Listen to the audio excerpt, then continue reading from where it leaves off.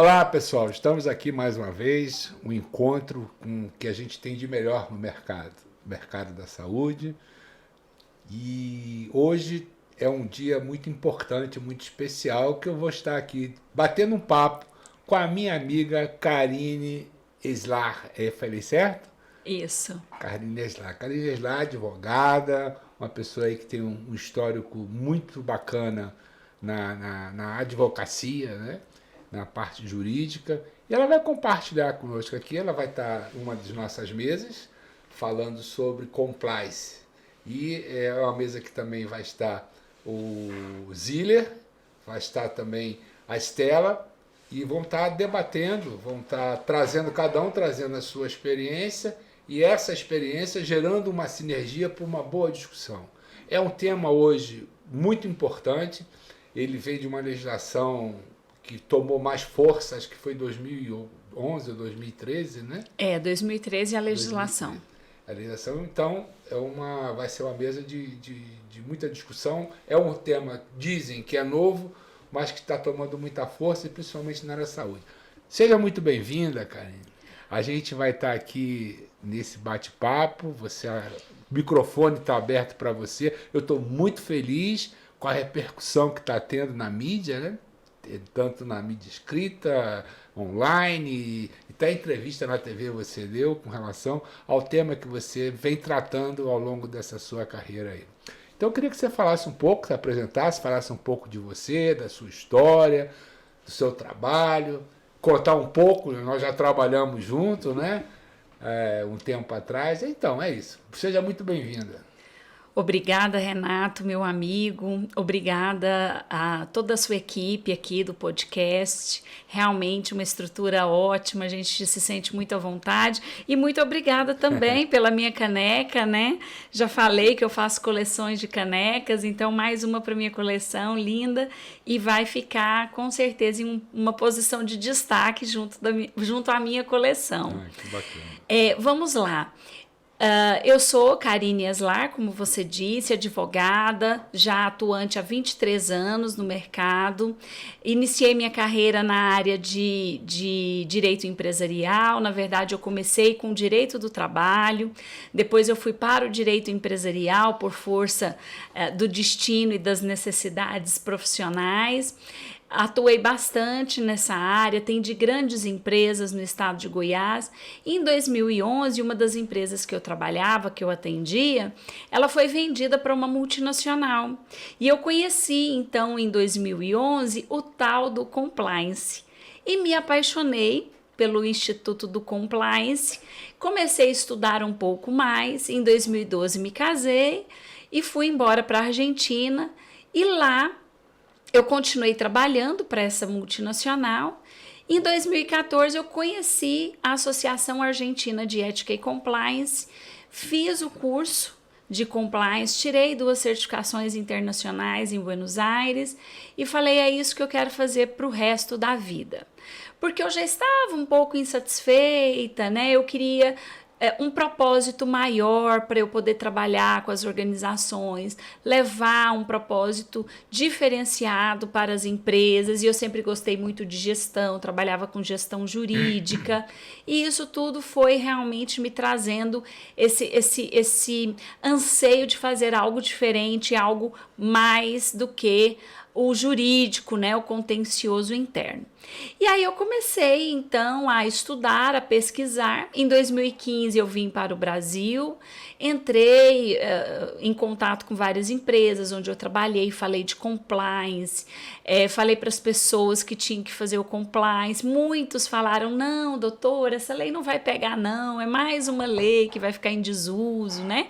A lei tinha acabado de sair em 2013 e em 2015 saiu o decreto regulamentador, que foi substituído ano passado. Então, eu comecei a ficar meio tristinha, falei, mas eu estudei tanto, né, enfim, mas não desisti. Voltei para o jurídico interno, continuei fazendo o que eu sabia fazer, que era gestão jurídica, mas sempre com um pezinho no compliance, dando uma palestra, dando aulas, enfim. Fui desbravando esse mercado em 2015, aqui em Goiânia, ninguém sabia direito o que era o compliance. E aí a gente foi desnivelando aí, né, desenvolvendo tudo isso. E em 2018, efetivamente, eu entrei em uma empresa, também para fazer gestão jurídica, mas eles já se interessaram pelo compliance em razão das licitações públicas. Aí, claro que antes disso, né? Isso passou a ser uma exigência. Antes disso, nós trabalhamos juntos, né? Em 2016, eu fui para São Paulo, iniciei uma trajetória lá, trabalhei em um escritório onde eu fiz uma imersão para uma organização social aqui de Goiás e nós trabalhamos juntos nessa organização social na área da saúde. E aí, nessa imersão, eu conheci muitas pessoas da área de compliance, ficamos amigas de várias pessoas, trabalhei nesse escritório que operacionalizava a 16ª fase da Operação Lava Jato, que envolvia a Eletronuclear, a Eletrobras. E aí, quando eu vim para Goiânia, nós nos conhecemos, trabalhamos juntos na organização social, na área de saúde, foi maravilhosa aquela experiência que tivemos. Eram 7 hospitais, né, Renato? Era muita coisa, era muito trabalho. E a gente trocou muita figurinha, foi muito importante para mim aquela época de 2016, março de 2016 até agosto de 2017. Mas em 2018, como eu comentava, eu fui para essa empresa e como ela licita, nós então começamos a desenvolver o programa de compliance. Mas a lei goiana, que passou a exigir o compliance para quem licita, ela é de 2019.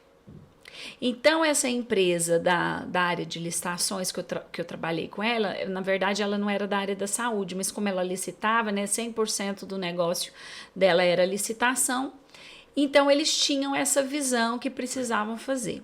Em 2019, então, a lei goiana, que é a Lei 20.489, de 2019, passou a exigir daqueles que queiram licitar com a administração pública, tenham que ter o programa de compliance e comprovar ou instituir o programa de compliance e comprovar. E aí, então, foi onde realmente tudo começou a acontecer. 2019 foi a virada de chave do compliance no nosso estado de Goiás por conta desse enforcement que veio do governo do estado. É interessante essa sua observação, até por conta de que vai estar, né, no nosso simpósio o Henrique Zilli, né, o Dr. Henrique Zilli, que é o secretário de Controladoria Geral do Estado, e eu tenho acompanhado a Estela também, que hoje faz parte, veio da Controladoria e foi para a Saúde, hoje é a subsecretária da área de saúde. Então vai ser um momento muito interessante, esse bate-papo, cada um vai estar falando no seu momento, mas vai ter um momento que vocês vão estar interagindo. Então vai ser muito importante trazer essa discussão. Eu acho que muito poucas pessoas têm esse conhecimento do que vem acontecendo ao longo desses últimos anos e a cobrança que o Estado está tendo com essa seriedade que precisa ter. A gente já teve, a gente acompanha, né, as notícias, a gente sabe que muita coisa irregular aconteceu, não é em Goiás, em todo o Estado, e se a gente for apurar mais, isso ultrapassa as divisas do Brasil, né?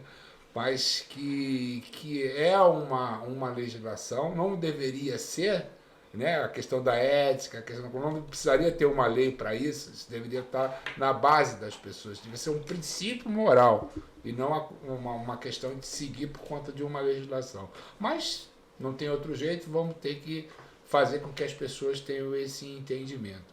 Agora, você observou ao longo dessa história evolução da aplicação dessa legislação, porque, como você comentou, você se encantou, você se especializou e está agora multiplicando esse conhecimento, levando o conhecimento para dentro das empresas.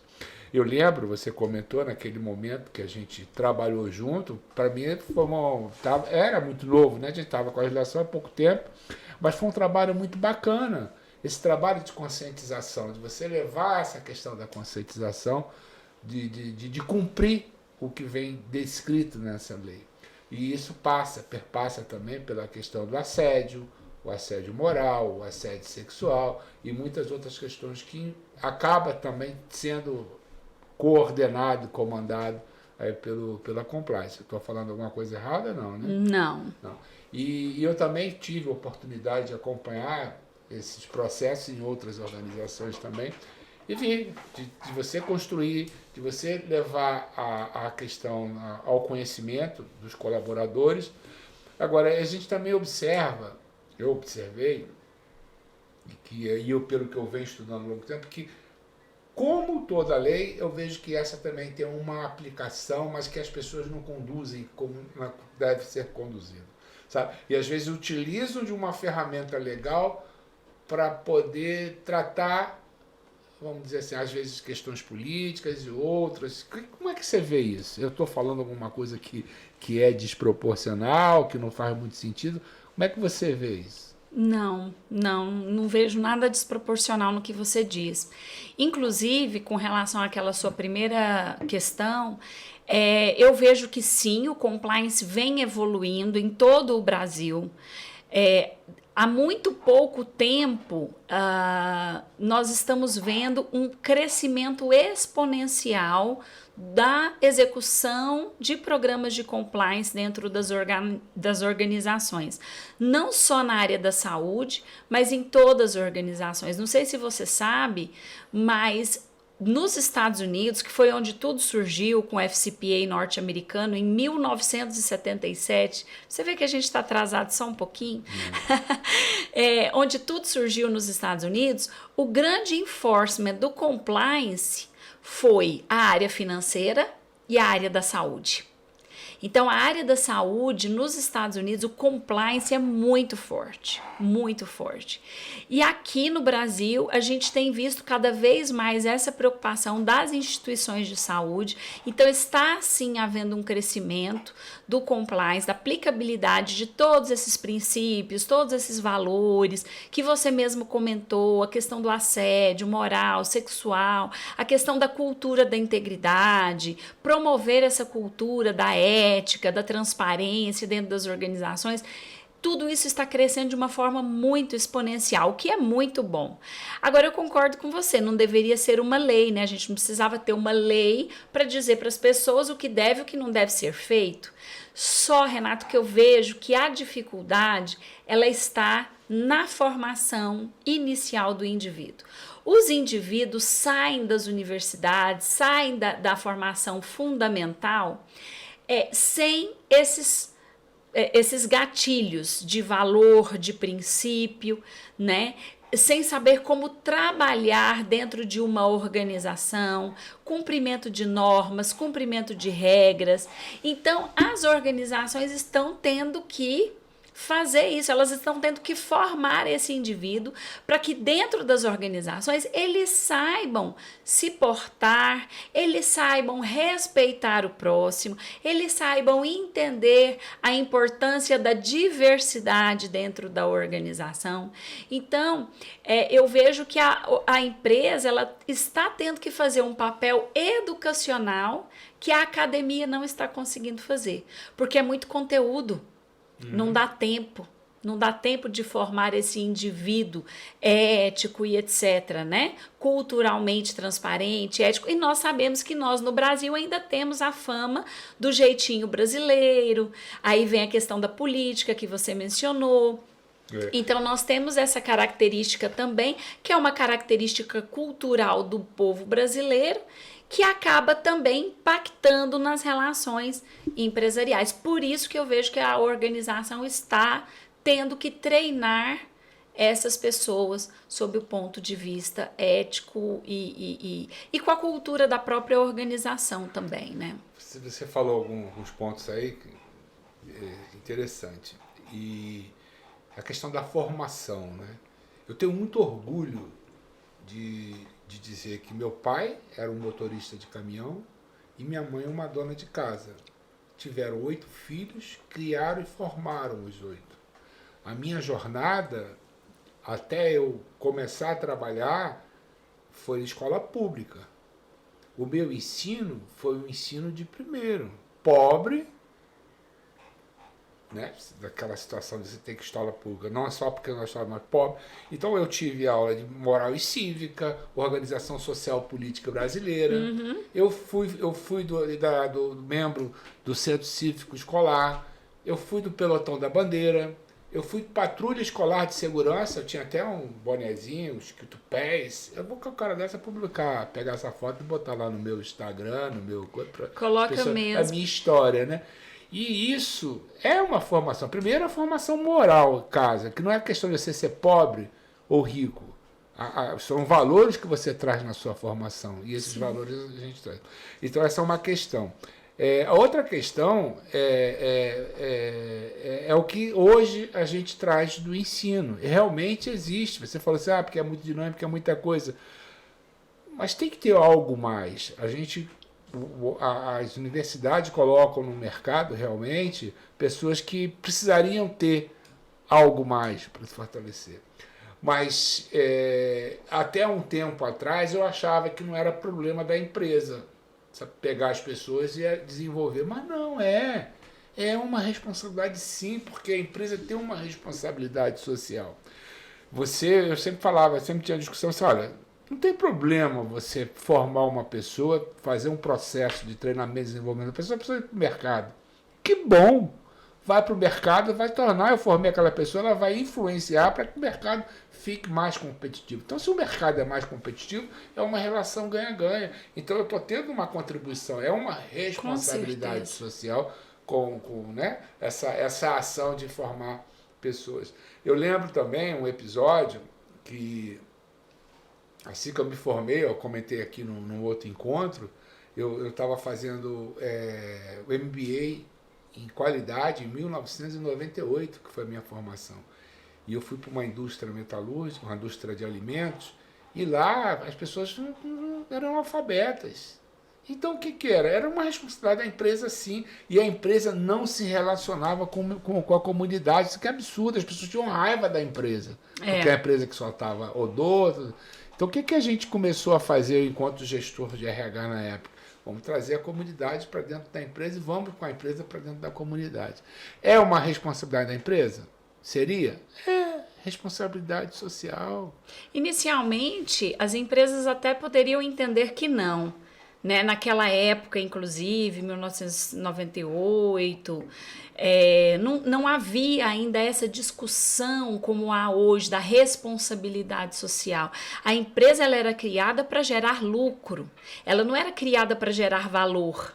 E hoje não, especialmente com o compliance, todo o comprometimento do fazer o correto, do fazer o certo, e com agora também a ideia do ESG, que também é um tripé que a gente vem trabalhando bastante, que é o Environmental, Social and Governance, e também toda a implantação dessa sistemática de governança corporativa, que é outra também...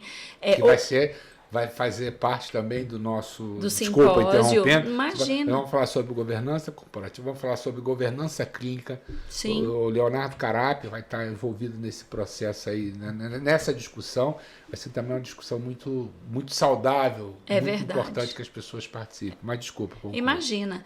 Então, é muito importante que todos nós tenhamos a consciência de que de 10, 15 anos para cá, a gente vem discutindo mais essas questões que envolvem a ética empresarial, a ética nos negócios.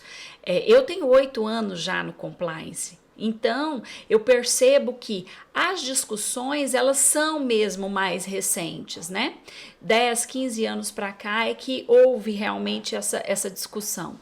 E as empresas elas vêm compreendendo a sua responsabilidade social, a sua responsabilidade dentro da governança, porque a governança não é só administrar bem uma empresa, é administrar bem uma empresa para que ela seja próspera, para que ela perdure, permaneça no mercado durante muito tempo, né? Seja sustentável.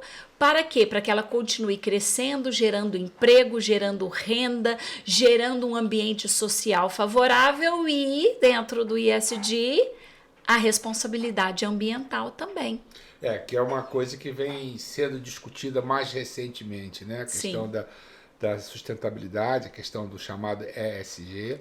E eu lembro, em 2018, olha, em 2018 eu fiz o MBA, Sustentabilidade e Responsabilidade Social, em Salvador. Inclusive o meu professor da época, coordenador do curso, Fábio Rocha, vai estar aqui também no nosso simpósio. Que maravilha, Mas fera. ele vai estar falando sobre a questão dos prateados, né? Os 50 mais eu tô com um pouquinho de prateado aqui, mas eu tô quase. Vai ser um tema importante, porque vai estar discutindo essa questão, né, do idoso e tal. Mas voltando à questão da responsabilidade social, eu fiz esse MBA, então a gente teve a oportunidade, foi uma turma muito rica, encontros muito ricos, e a gente conhecer balanço social realmente das organizações.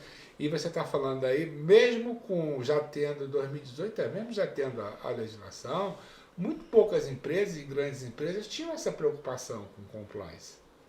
Então você vê que a gente está falando de 5 anos atrás, a gente está falando de uma lei que já tem 12 anos, é isso? E uma cultura, a gente sabe também que não muda de uma hora para outra. Né? Se você pegar aí primeira Revolução Industrial, segunda Revolução Industrial, terceira Revolução Industrial, quarta Revolução Industrial, o que a gente está falando aqui, a cada período desse, as mudanças inclusive de cultura, levaram mais tempo, porque a informação ela não era compartilhada como é compartilhado hoje. Você faz um negócio assim, tá todo mundo ali já sabendo a questão da internet e tudo isso dá uma velocidade maior. Mas isso por si só eu acho que não é o suficiente. Aí tem uma questão básica que eu não sei como é que vai mexer, que é a questão da educação, a questão da formação moral, que assusta coisas como tem acontecido. Essa semana meus netos ficaram 3 dias em casa. Com medo de ir para a escola. Com medo de ir para a escola? E, entendeu? Como é que tá tudo isso, né? Então a gente está falando aí de quê? De cultura, de valores, de berço. Princípios. Que é... Eu também sou da época da educação moral e cívica, tudo isso. E eu sinto muita falta hoje. Isso é mais recente, muita né? ausência. Não, você está com 50, eu estou com 45. Somos contemporâneos.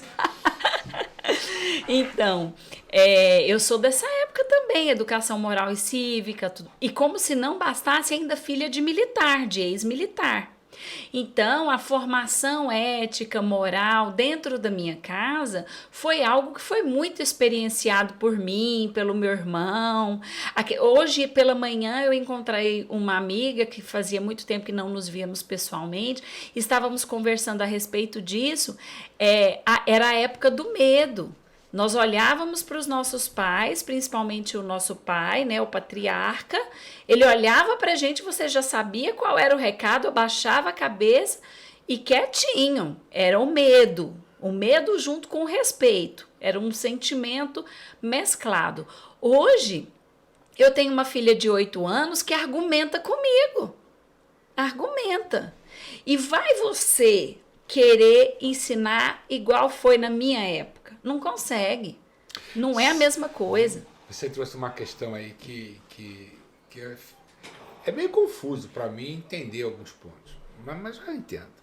A questão do chamado assédio moral. Eu sei. Eu, por exemplo, você falou 50, mas estou com 63. Eu fui na época de chefe. Indústria metalúrgica. Rigidez, piquete, né? aquela questão toda. E ao longo da minha jornada, eu fui vendo que não poderia ser chefe, a gente tinha que desenvolver o papel de liderança, desenvolver outras habilidades. Mas existe uma geração agora que é tudo muito mimimi, sabe?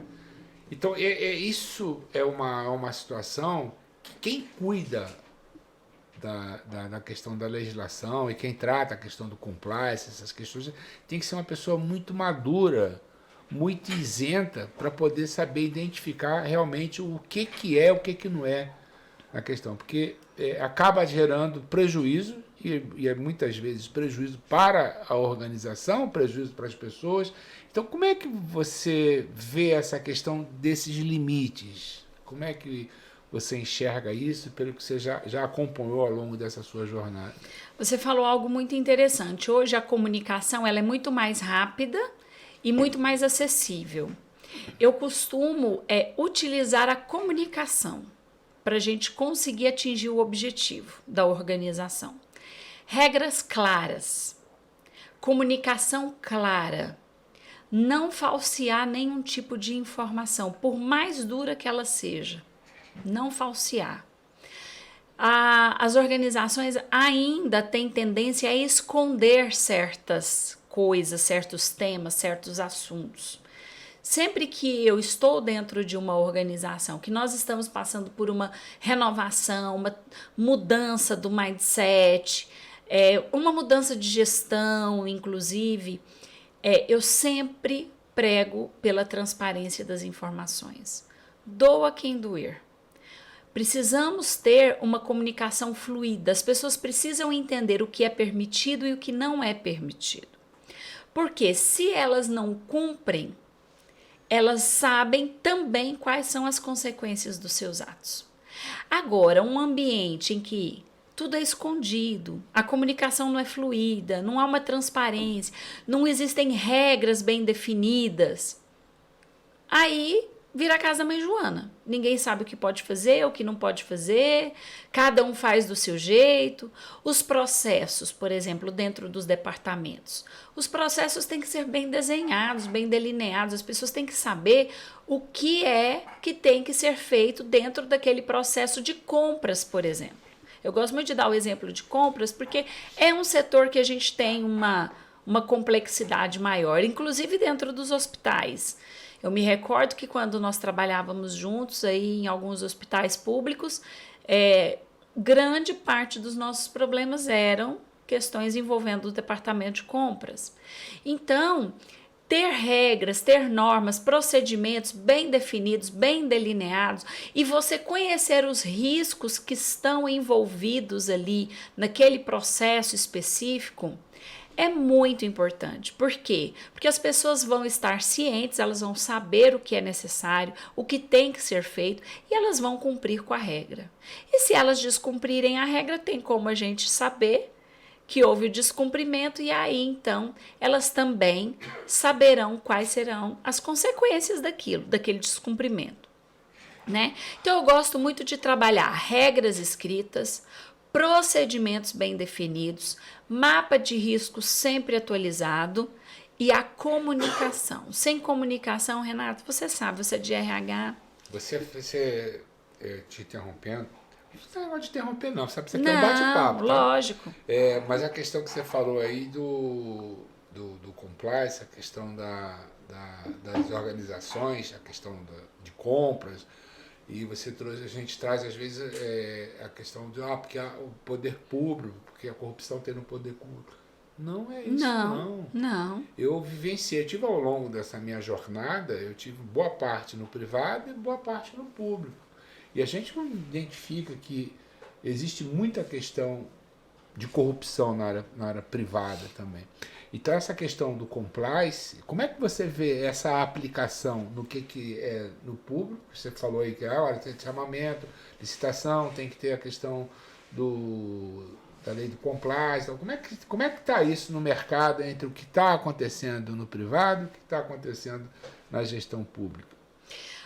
O meio privado, o ambiente privado, ele sempre acaba saindo à frente de algumas situações e trazendo aí os insights para o ambiente público, né? Mas aqui no estado de Goiás a gente tem visto que o ambiente público, né, o poder público, ele está grandemente agindo em torno disso, do cumprimento desse programa de compliance e das exigências da lei. Eu vejo que o âmbito privado ainda está um pouco mais adiante sobre alguns aspectos, principalmente essa questão que envolve aí os processos e os procedimentos, né? Compliance é algo fantástico, porque pode ser aplicado a todo tipo de organização, na esfera pública ou na esfera privada, indistintamente, e o enforcement do público sobre o privado é muito importante acontecer, porque você falou de algo muito interessante, né? A corrupção entre privados. A nossa lei não prevê corrupção entre privados. A nossa lei prevê a corrupção entre o público e o privado. Mas e as pequenas corrupções privadas? Que existem muitas e muitas vezes a gente já pôde ver, presenciar isso. Inclusive, quando eu faço as documentações e sugiro as documentações para os meus clientes, eu sempre ponho algum apontamento sobre a corrupção entre privados. E sempre proíbo, entre aspas, a corrupção entre privados dentro dos códigos de ética e das políticas das empresas com as quais eu venho trabalhando e atuando. Muitos acham que são impunes, né? Exatamente. Então, não é só a corrupção entre o público e o privado que gera dano para a sociedade, mas a corrupção entre os privados também gera dano para a sociedade. E dentro do ambiente da saúde, nós vamos falar isso no nosso simpósio, estou ansiosíssima, né, para a gente se encontrar no simpósio agora, final da próxima semana, dia 27 e dia 28, nós vamos tratar esse assunto, né? E a corrupção entre privados, a gente sabe que as indústrias farmacêuticas propõem benefícios para os hospitais, os médicos, e muitos atuam também na iniciativa privada, né?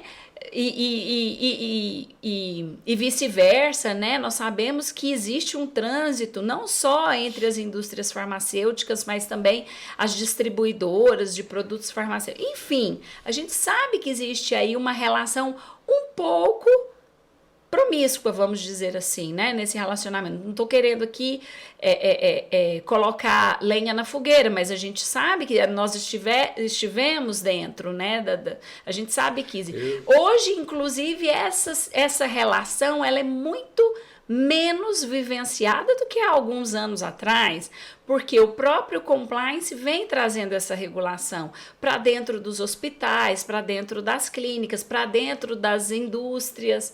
Então, a gente percebe que houve uma severa diminuição dessa relação de promiscuidade que havia há um tempo atrás. Ainda existe, em menos grau, mas é algo que ainda está aberto à discussão, né? A gente tem que discutir o assunto. Você falou aí duas coisas que eu também que eu tenho discutido muito, sabe? É o tripé, não tem como, é o tripé. Pessoas, processo e tecnologia. Os processos precisam estar claros, precisam estar muito bem definidos, as regras, as normas, precisam estar muito claro para que as pessoas possam transitar nesses processos, fazer esses processos acontecerem.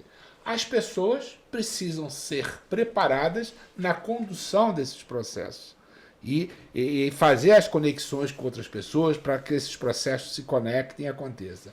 E a tecnologia que veio para dar velocidade e segurança para que as coisas aconteçam.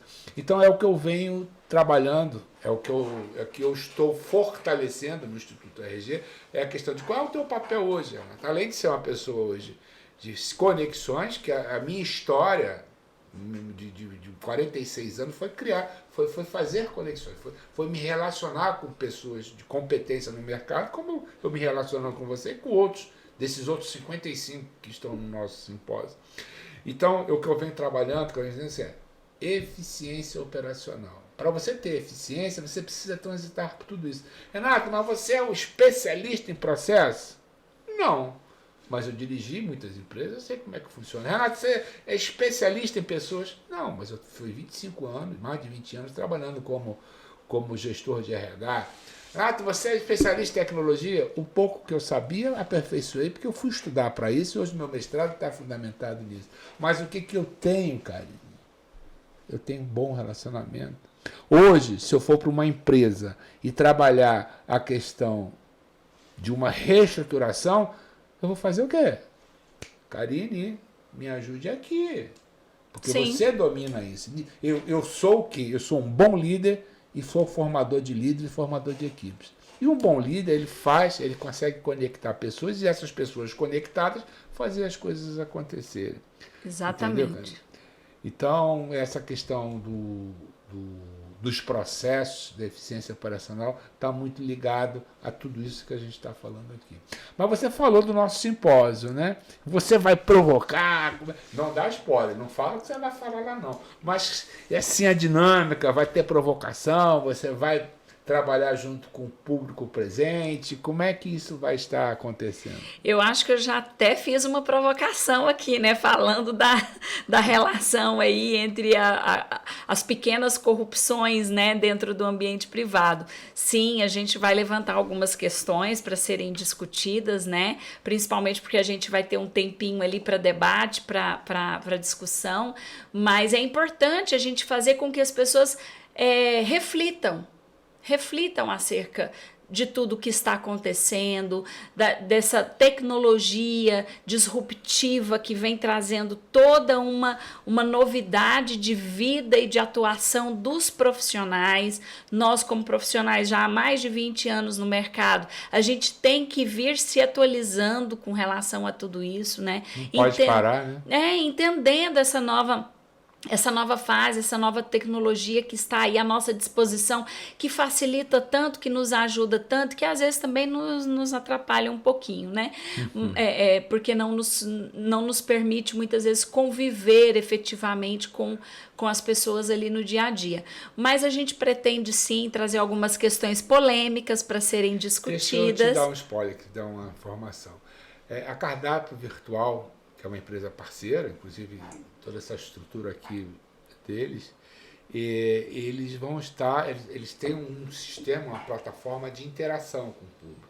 Nós vamos estar no telão, vai ser jogar QR Code, e nesse QR Code vai ter premiação, vai ter o acompanhamento, avaliação dos palestrantes, muita coisa bacana. E eu acho que uma provocação que vocês podem pensar, palestrantes, é provocar o seu público. Claro. Jogar para o público alguma provocação e aí naquele momento, nessa interação e de forma online, as respostas vêm, a discussão vem. Eu acho que é muito bacana. Pense nisso. Converse com seus pares, sugestão. Porque você observou que eu trouxe as ideias, eu trouxe os temas, eu estou buscando trabalhar nesse simpósio toda a cadeia de forma sistêmica, o que acontece na saúde. Mas as pessoas pensam, mas como é que vai ser? Não sei, sentem, conversem e vejam qual é. Mas vai ter apresentação de PowerPoint? Não sei. Vai ser só bate-papo? Não sei, vocês é que sabem. O que vocês têm que fazer é dar o melhor de vocês, trazer o conhecimento que vocês têm e compartilhar isso com esse público que precisa, que está com sede de conhecimento. Sim, concordo. Sugestão, viu? Não, concordo. Eu gosto muito desse formato de bate-papo, sabe? Porque fluem as ideias, vêm os assuntos e a gente vai tratando. Eu não gosto da coisa muito engessada, muito... Eu deixo o PowerPoint para as aulas, né? Para a vida acadêmica. Em um momento de discussão, de debate como esse, eu gosto dessa interação, dessa conversa mais fluida, né? E aí os assuntos também vêm surgindo. Mas um dos pontos que eu vou levar à discussão, com certeza sim, é a questão das pequenas e das grandes corrupções no ambiente privado. A gente não discute muito isso. A gente discute mais a questão da corrupção entre o público e o privado. E eu acho que já está na hora de nós começarmos a pensar nas nossas relações privadas, né, business to business, como nós vamos agir, como nós vamos fazer, como nós vamos implementar o compliance dentro dessas relações, para que não haja aí só uma ética parcial ou uma ética que seja restrita a um pequeno grupo de relacionamentos. Eu acho que a ética, que a integridade nos negócios, né, tem que se sobrepor a qualquer tipo de relação, seja ela pública, seja ela privada, seja ela qualquer relação que for. Porque o prejuízo, ele é certo no âmbito público ou privado e para a sociedade. Então, eu acho que discutir essa corrupção entre privados também é importante para nós. Karine, você está falando, você faz palestras, como é que você está hoje transitando no mercado? Se você estiver vinculando a alguma empresa, se achar que pode falar ou não, também não tem problema. Aqui é um canal aberto. Mas como é que... Aí você tem um compliance, né? E como é que você está no mercado aí? Porque pode ser que alguém que esteja nos assistindo aqui, vendo você, todo seu discurso, esse conhecimento, essa tua história, como é que faz para te contactar ou você não pode ser contactado? Bom, como advogada, a gente tem algumas restrições do Código de Ética da OAB. O que eu posso comentar é que eu tenho a minha própria consultoria, que está crescendo, graças a Deus.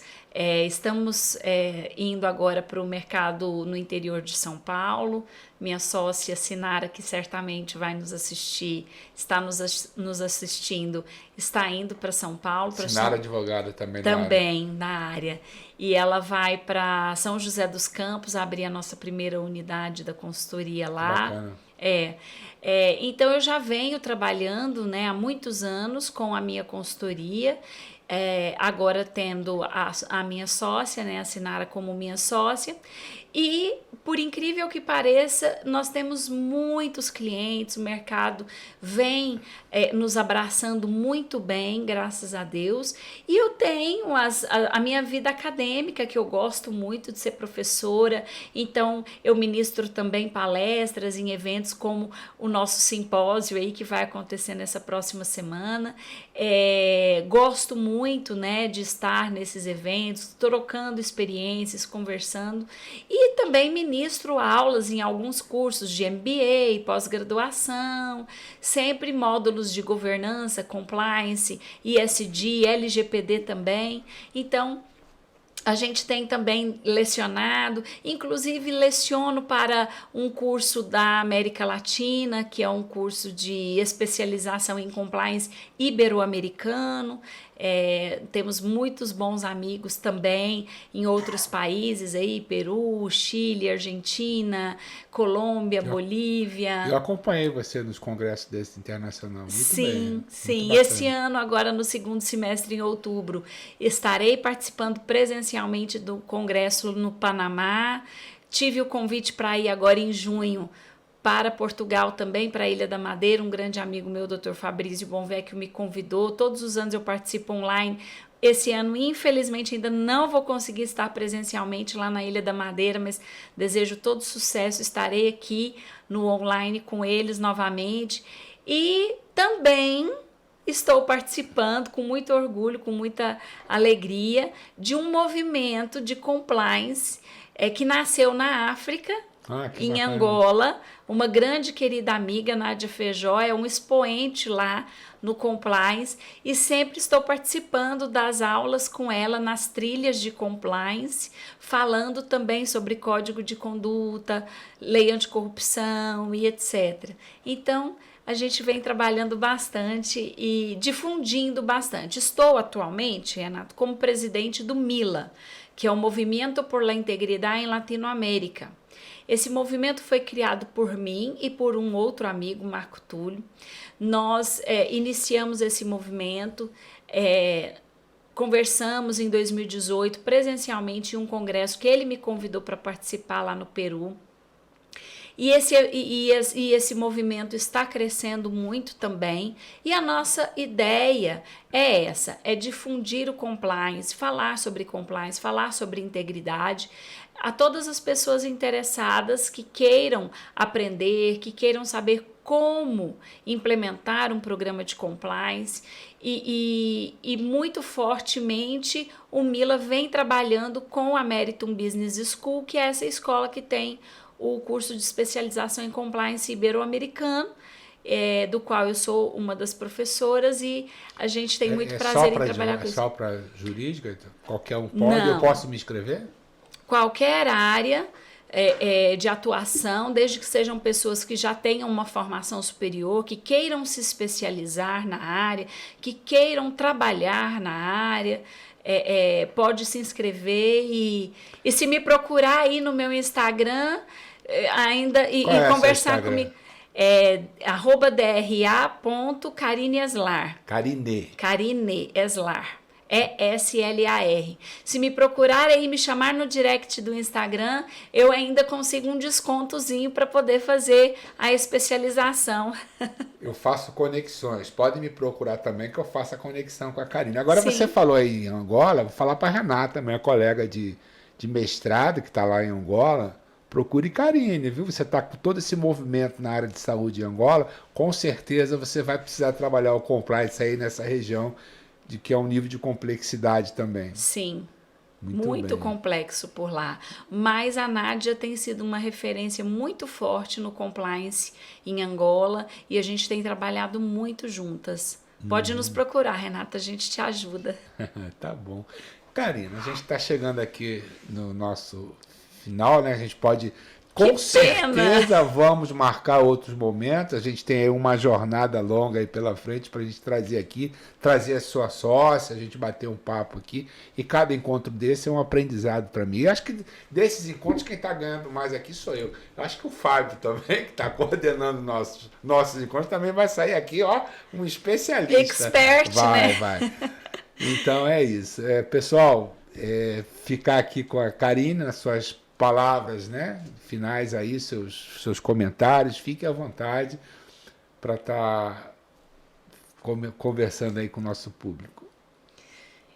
Bom, eu só quero agradecer por essa oportunidade, né, meu amigo Renato, a gente trabalhou tanto tempo juntos, a sua esposa também, doutora Ana Maria, trabalhamos juntos, foi uma experiência riquíssima, agradecer por estar aqui com vocês, agradecer a técnica que está aqui, né, a equipe técnica que está aqui conosco, agradecer a oportunidade de estar no simpósio, falar sobre compliance na saúde, que para mim é uma grande paixão. Eu iniciei a minha vida profissional trabalhando na saúde, inclusive na própria advocacia, né? O meu primeiro trabalho, meu primeiro emprego na área da advocacia foi em um hospital. Então, e também o compliance depois veio na área hospitalar. Eu amo essa área, eu amo discutir e debater esse assunto, essa temática. A gente tem muita coisa para conversar a respeito disso. E realmente agradecer a oportunidade a todas as pessoas que estão nos assistindo. Está sendo uma experiência fantástica. Muito obrigada, meu amigo. Conte comigo para o que você precisar sempre. Nossa, eu que agradeço. Então, hoje tivemos aqui um encontro com doutora Karine Slar, falando sobre compliance, e certamente nosso encontro no 4º Simpósio Nacional de Gestão Pública Privada, que acontece agora no Teatro SESI, nos dias 27 e 28 de abril. Vá lá, se você não fez a inscrição, vá lá e faça www.sngpp.com.br. Entrando no site, você tem acesso ao link para a inscrição no Simpla e também tem um acesso a toda a programação, com os horários dos palestrantes, com a síntese do que cada um vai estar falando. Enfim, formação não falta. Agora falta você tomar a decisão de estar junto conosco. Muito obrigado e até a próxima.